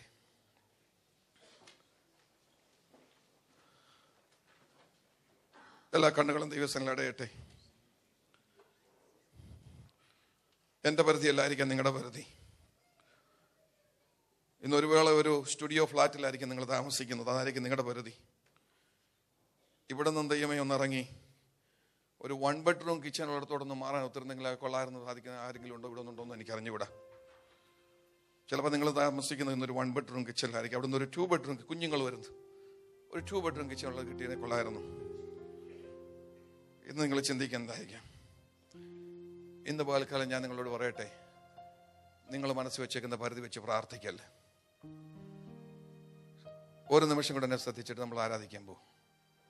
നിങ്ങളുടെ പ്രാർത്ഥനാ ശൈലി മാറ്റണം. പറയണം, ദൈവമേ, ഇതുവരെ ഞാൻ പ്രാർത്ഥിച്ചത് എൻ്റെ മനസ്സിലെ പരിധികൾ വെച്ച, എന്നാൽ എൻ്റെ പ്രാർത്ഥനാ ശൈലി മാറ്റണം. മാറ്റുവാൻ എന്നെ സഹായിക്കണം. എങ്ങനെ പ്രാർത്ഥിക്കണമെന്നറിയാമോ? ദൈവം, നീ എന്നെ എവിടെ വരെ കൊണ്ടുപോകാൻ ആഗ്രഹിക്കുന്നു അവിടെ എനിക്ക് എന്നെ ഈ ജീവിതം ചെല്ലണം. എവിടെ വരെ നീ എന്നെ കൊണ്ടുപോകാൻ ആഗ്രഹിക്കുന്നു അതെനിക്ക് അറിഞ്ഞുകൂടാ. സാഹചര്യങ്ങളെ കടന്നു പോകുമ്പോഴാണ് നമ്മൾ മനസ്സിലാക്കുന്നത്. ഓരോ സ്റ്റെപ്പ് ബൈ സ്റ്റെപ്പാണ് ദൈവം നമ്മളെ മുമ്പോട്ട് കൊണ്ടുപോകുന്നത്. അതിന് പരിധി എവിടെയാണെന്ന് ദൈവത്തിന് മാത്രമേ അറിയത്തുള്ളൂ. നിങ്ങളൊക്കെ ചിന്തിക്കുന്നതിനേക്കാൾ അനന്തമായ ദൂരത്തിന് അപ്പുറത്താണ് അതെന്ന് ഞാൻ വിശ്വസിക്കുന്നു. ചെറിയ സ്വപ്നങ്ങളെ കാണുന്നത് നിർത്ത്. ചെറിയ പ്രാർത്ഥനകൾ പ്രാർത്ഥിക്കുന്നത് നിർത്ത്. ദൈവത്തിന് പരിധി വെക്കുന്നത് നിർത്ത്. ഇന്ന് പകൽക്കാലം ദൈവത്തിന്റെ കരങ്ങളിലേക്ക് വിട്ടുകൊടുക്കുക. ഇസ്ഹാക്ക് വിട്ടുകൊടുത്ത പോലെ വിട്ടുകൊടുക്കുക. ഇന്ന് പകൽക്കാലം സമ്പൂർണ്ണമായിട്ട് ദൈവങ്ങളെ ഏൽപ്പിച്ചു കൊടുത്തിട്ട് പറ, ദൈവമേ, നീ എന്നെ എവിടെ വരെ കൊണ്ടുപോകാൻ ആഗ്രഹിക്കുന്നു അവിടെ വരെ എനിക്ക് ചെല്ലണം. അത് സ്വാർത്ഥതയുടെ പ്രാർത്ഥനയല്ല, അത് വിശ്വാസത്തിന്റെ പ്രാർത്ഥനയാണ്. അത് ആശ്രയ ജീവിതത്തിന്റെ പ്രാർത്ഥനയാണ്. Praise the Lord, hallelujah. വലിയവരാകാൻ ആഗ്രഹിക്കുന്നത് തെറ്റല്ല കേട്ടോ. അങ്ങനെയുള്ളൊരു കൾച്ചറിൽ നിന്നാണ് നമ്മൾ വന്നത്. വലിയവരാകാൻ ആഗ്രഹിക്കുന്നത് പാപമല്ല, വലിയവരാകാൻ ആഗ്രഹിക്കുന്നത് തെറ്റല്ല. അത് ദൈവത്തിന് യാതൊരു സങ്കടവുമില്ല നിങ്ങൾ അങ്ങനെ പ്രാർത്ഥിച്ചാൽ. കാരണം ദൈവം എന്താണ് പറഞ്ഞത്? യിരെമ്യാ പ്രവചനം 29-ാം അധ്യായത്തിന്റെ 11-ാം വാക്യത്തിൽ ദൈവം എന്താണ് പറഞ്ഞത്? ഞാൻ നിന്നെ കുറിച്ച് ചിന്തിക്കുന്ന ചിന്തകൾ എന്തെന്ന് എനിക്കറിയാം. എന്താണ് അത്? ദോഷത്തിനായിട്ടുള്ള ചിന്തകളല്ല, നന്മയ്ക്കായിട്ടുള്ള ചിന്തകളാ. ഇന്ന് പകൽക്കാലം നീ ചിന്തിക്കുന്നതിനേക്കാൾ അപ്പുറമായി നിനക്ക് വേണ്ടി നന്മകളുടെ ചിന്തകൾ ദൈവത്തിനുണ്ട്. Price the Lord. എല്ലാ കരങ്ങളും ദൈവത്തിന് ഉയരട്ടെ, എല്ലാ കണ്ണുകളും ദൈവത്തിന് അടയട്ടെ. ഇന്ന് പകൽക്കാലം ദൈവത്തിന്റെ കണ്ണുകളിലേക്ക് നമ്മൾ നോക്കാൻ പോവുകയാണ്. Price the Lord. ദൈവം ഇത്രയെല്ലാം നടത്തി കഴിഞ്ഞപ്പോൾ ഇസാക്ക് ഒരു യാഗപീഠം പണിത് പ്രാർത്ഥിച്ച പ്രാർത്ഥനയാണ് നമ്മൾ വായിച്ചത്. അവിടെ ഇസ്ഹാക്ക് ദൈവത്തോട് ഗൈഡൻസ് ചോദിക്കാൻ, ദൈവമേ ഇതുവരെ നീ എന്നെ കൊണ്ടുവന്നു, ഇത്രത്തോളം നീ എന്നെ കൊണ്ടുവന്നു, ഇത്രത്തോളം ഇട നീ എനിക്ക് തന്ന എൻ്റെ ജീവിതം, ഞാൻ പ്രതീക്ഷ അപ്പുറത്തേക്ക് നീ എന്നെ കൊണ്ടുവന്നിരിക്കുക. ഇനി ഞാൻ എങ്ങനെ ദൈവമേ മുമ്പോട്ട് പോകുന്നത്? മുമ്പോട്ട് പോകണമെങ്കിൽ അതിനനുസരിച്ചുള്ള ഗൈഡൻസ് എനിക്ക് ആവശ്യമാണ്. ഹല്ലേലൂയ. അവിടെ ദൈവം അവന്റെ പ്രാർത്ഥന കേട്ടു. പ്രാർത്ഥന കേട്ട് കഴിഞ്ഞപ്പോൾ ഇസ്ഹാക്ക് വീണ്ടും വേറൊരു കിണർ അവിടെ കുഴിച്ചു എന്നാണ് പറഞ്ഞത്. അതിന്റെ അർത്ഥം എന്നാൽ വീണ്ടും അവൻ വളരുകയാണ്, ജീവിതം വീണ്ടും അവൻ അനുഗ്രഹത്തിലേക്ക് നടക്കുകയാണ്. ഇന്ന് പകൽക്കാലം 2013 വരെ കിട്ടിയ അനുഗ്രഹങ്ങൾ കൊണ്ട് സംതൃപ്തരായിരിക്കാതെ ഈ 14 പ്രാർത്ഥനാ ജീവിതം മാറ്റുവാൻ ധൈര്യം കാണിച്ചാട്ട് ദൈവത്തിന്റെ കരങ്ങളെ കേൾപ്പിച്ചു കൊടുത്തിട്ട് പറ, കർത്താവേ നീ എന്നെ കൊണ്ടുപോകാൻ ആഗ്രഹിക്കുന്നിടത്തോളം എനിക്ക് പോകണം. അതെന്താണെന്ന് എനിക്ക് അറിഞ്ഞുകൂടാ, ഈ അതിരുകൾ എന്താണെന്ന് എനിക്ക് അറിഞ്ഞുകൂടാ. എന്നാൽ ഒരു കാര്യം ഞാൻ ചെയ്യാൻ പോവുകയാണ്, ഞാൻ അതിരുകൾ ഇടുന്നത് നിർത്തുകയാണ്. ഇതുവരെ ഞാൻ അതിരിട്ടു, എന്നാൽ ഇന്ന് പകൽക്കാലം ഞാൻ അതിരുകൾ ഇടുന്നത് നിർത്തുകയാണ്. നീ മാത്രം എനിക്ക് അതിരിട്ടാൽ മതി, നീ മാത്രം എനിക്ക് അതിരിട്ടാൽ മതി, നീ മാത്രം എന്റെ നന്മകൾക്ക് അതിരിട്ടാൽ മതി, നീ മാത്രം എന്റെ വളർച്ചയ്ക്ക് അതിരിട്ടാൽ മതി, നീ മാത്രം എന്റെ വികസനത്തിന് അതിരിട്ടാൽ മതി, നീ മാത്രം എന്റെ മിനിസ്ട്രിക്ക് അതിരിട്ടാൽ മതി, നീ മാത്രം എന്റെ ജോലിക്ക് അതിരിട്ടാൽ മതി. മറ്റൊരു മനുഷ്യനും അതിരിടാൻ ഞാൻ സമ്മതിക്കുകയില്ല. ദുഷ്ടനായ പിശാച് അതിരിടാൻ ഞാൻ സമ്മതിക്കുകയില്ല. ശത്രുവിന്റെ നന്മകളെ അപഹരിച്ചു കളവാൻ ഞാൻ സമ്മതിക്കുകയില്ല. ശത്രുവിന്റെ വളർച്ചയെ തടയുവാൻ ഞാൻ സമ്മതിക്കുകയില്ല. ശത്രുവിന്റെ പതിരിക്കുള്ളിൽ ഞാൻ ഒതുങ്ങി നിൽക്കുകയില്ല. ഇന്ന് പകൽക്കാലം ഞാൻ പുറത്തേക്ക് വരികയാണ്, നിന്നോടുകൂടെ മുമ്പോട്ട് പോകാൻ, നിന്നോടുകൂടെ മുമ്പോട്ട് പോകാൻ ഞാൻ പുറത്തു വരികയാണ്. കർത്താവ് നീ എന്നെ മുമ്പോട്ട് നയിക്കണമേ, നീ എന്നെ മുമ്പോട്ട് നയിക്കണമേ, നീ എന്നെ മുമ്പോട്ട് നയിക്കണമേ. നമുക്ക് പ്രാർത്ഥിക്കാം. ഒരു സെക്കൻഡ് പ്രാർത്ഥിക്കാൻ പോവുക. ഞാൻ ഈ പറയുമ്പോൾ എല്ലാവരും കൈ ഉയർത്തണമെന്ന് എനിക്ക് നിർബന്ധമില്ല, ആഗ്രഹമില്ല. എന്നാൽ ഇപ്പോഴായിരിക്കുന്ന അവസ്ഥ കൊണ്ട് മടുത്തവർ മാത്രം, ഇതല്ല, ഇങ്ങനെ പോകേണ്ട വ്യക്തിയല്ല ഞാൻ, ഇവിടെ നിൽക്കേണ്ടതല്ല എൻ്റെ ജീവിതം എന്ന് ഉള്ളിൽ നല്ല ആഴത്തിൽ ബോധമുള്ളവർ മാത്രം ഒന്ന് കരങ്ങൾ ഉയർത്തിയാൽ നിങ്ങളുടെ ജീവിതത്തിൽ വിടുതലിന് വേണ്ടി ഞാൻ പ്രാർത്ഥിക്കാൻ പോവുക. യേശുവിന്റെ നാമത്തിൽ, യേശുവിന്റെ നാമത്തിൽ, യേശുവിന്റെ നാമത്തിൽ, യേശുവിന്റെ നാമത്തിൽ, യേശുവിന്റെ നാമത്തിൽ. കർത്താവേ, ഈ ഉയർത്തപ്പെട്ട കരങ്ങളെല്ലാം നീ കാണുന്നല്ലോ. ഇന്ന് പകൽക്കാലം ഈ ജീവിതങ്ങളെല്ലാം നിന്റെ സന്നിധിയിലേക്ക് ഞങ്ങൾ കൊണ്ടുവരികയാണ്. അതിരുകളില്ലാതെ അനുഗ്രഹിക്കുന്ന ദൈവത്തിന്റെ സന്നിധിയിൽ ഞങ്ങൾ നിൽക്കുമ്പോൾ കർത്താവേ, കഴിഞ്ഞ നാളുകൾ മറ്റനേകരിട്ട് അതിരുകൾക്കുള്ളിൽ കിടന്ന് ഞെരുങ്ങിയവരാണ് ഞങ്ങൾ. ആമേൻ, ഹല്ലേലൂയ. അനേകരിട്ട് അതിരുകളിൽ നിന്നും എങ്ങനെ പുറത്തു വരണമെന്ന് അറിയാതെ ഭാരപ്പെട്ടവരാണ് ഞങ്ങൾ. ഇത്രയേ ഉള്ളെന്ന് ജീവിതത്തിൽ തെറ്റായി കണക്ക് കൂട്ടിയവരാണ് ഞങ്ങൾ. എന്നാൽ ഇന്ന് പകൽക്കാല ആ കണക്കൂട്ടലുകളെല്ലാം ഞങ്ങൾ പുറകിൽ എറിഞ്ഞു കളയുകയാണ്. Praise the Lord. ആ കണക്കൂട്ടലുകളെല്ലാം ഞങ്ങൾ പുറകിൽ എറിഞ്ഞു കളയുകയാണ്.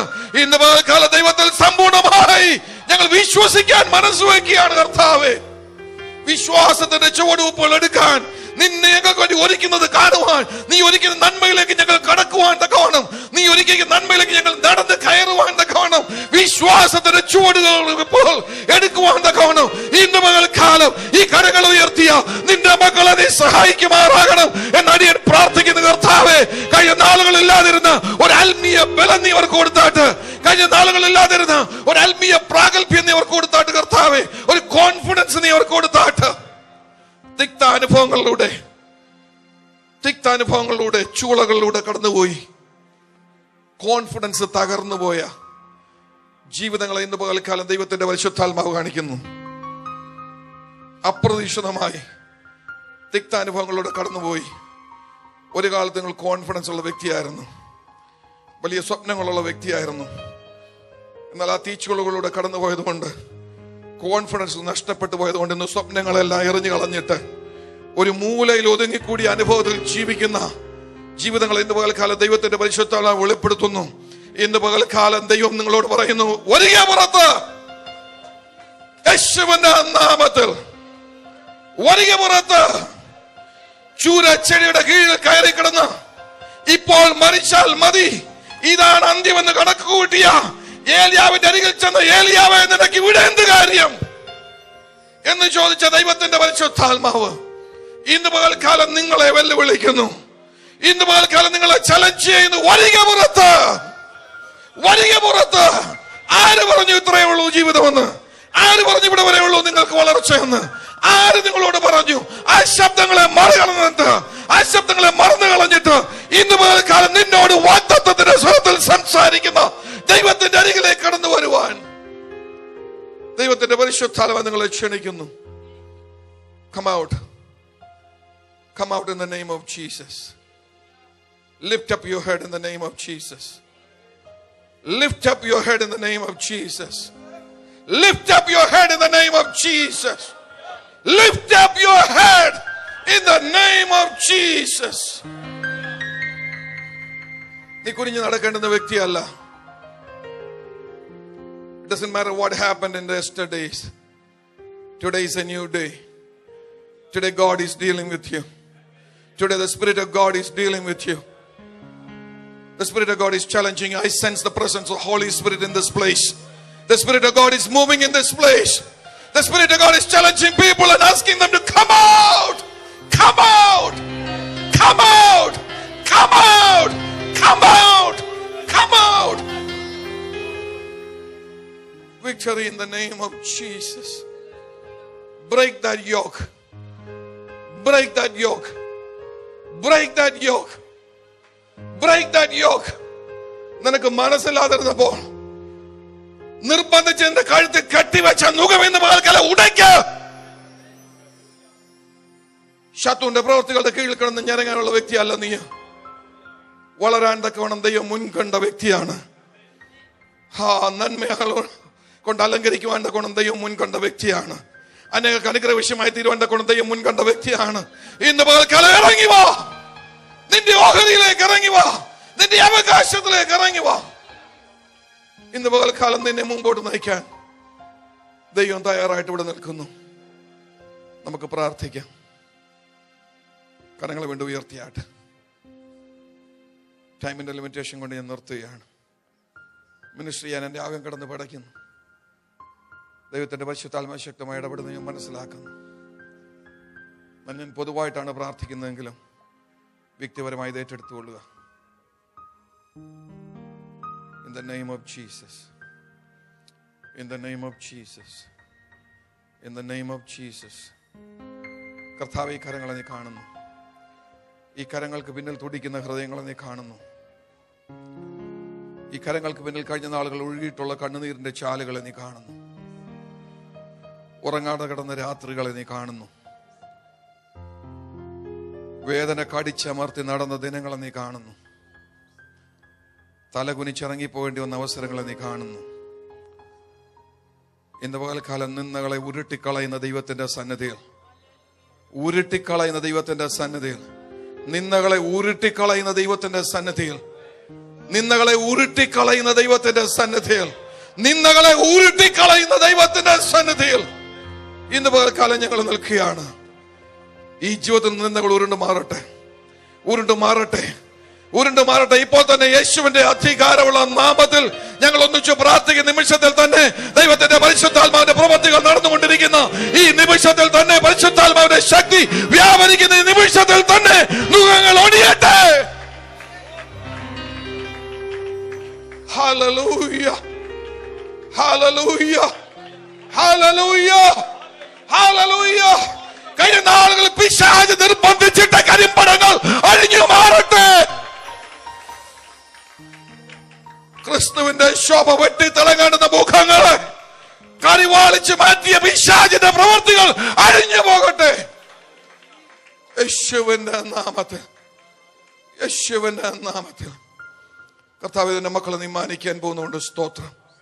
അവരെ നീ ഉയർത്തുവാൻ പോകുന്നുണ്ട്, സ്തോത്രം. പരിധികൾക്കപ്പുറത്തേക്ക് നീ അവരെ കൊണ്ടുപോകാൻ പോകുന്നുണ്ട്, സ്തോത്രം. അതിരില്ലാത്ത വളർച്ചയ്ക്ക് വേണ്ടി ഞങ്ങൾ പ്രാർത്ഥിക്കുകയാണ്. അതിരില്ലാത്ത വളർച്ചയ്ക്ക് വേണ്ടി ഞങ്ങൾ പ്രാർത്ഥിക്കുകയാണ്. അല്പമായ വളർച്ചയ്ക്ക് വേണ്ടി അല്ല ദൈവമേ, അതിരില്ലാത്ത വളർച്ചയ്ക്ക് വേണ്ടി ഞങ്ങൾ പ്രാർത്ഥിക്കുകയാണ്. ഇസ്ഹാക്കിന്റെ ദൈവം ഞങ്ങളുടെയും ദൈവമാണല്ലോ. ഇസ്ഹാക്കിനെ അനുഗ്രഹിച്ച ദൈവത്തിന് ഞങ്ങളെ അനുഗ്രഹിക്കാൻ കഴിയുമല്ലോ. നിന്റെ സന്നിധിയിൽ അനുഗ്രഹങ്ങൾ തീർന്നു പോയിട്ടില്ലല്ലോ.